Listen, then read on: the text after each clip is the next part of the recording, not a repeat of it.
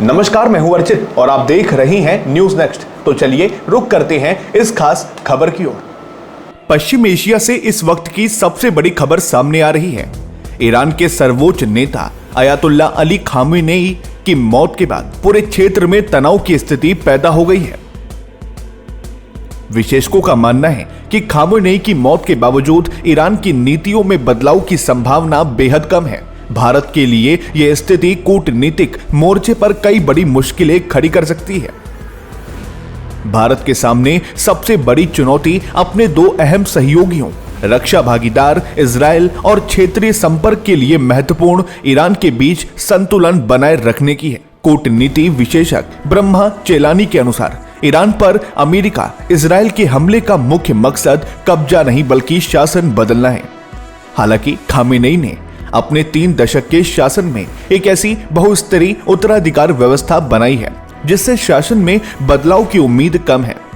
JNU के associate doctor Mudassir कमर का कहना है कि इन हालात में भारत के सामने सबसे बड़ी चुनौती इजराइल ईरान के बीच कूटनीतिक संतुलन बैठाना होगा।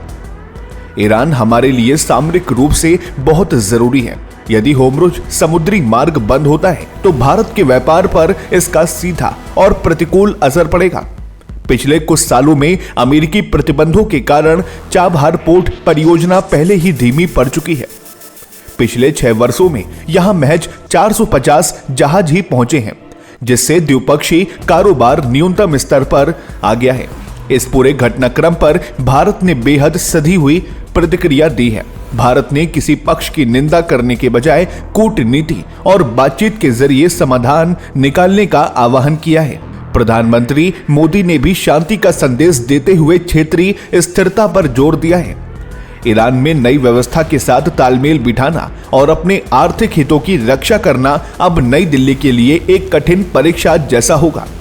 आने वाले दिनों में देखना होगा कि भारत इस वैश्विक संकट से कैसे निपटता है।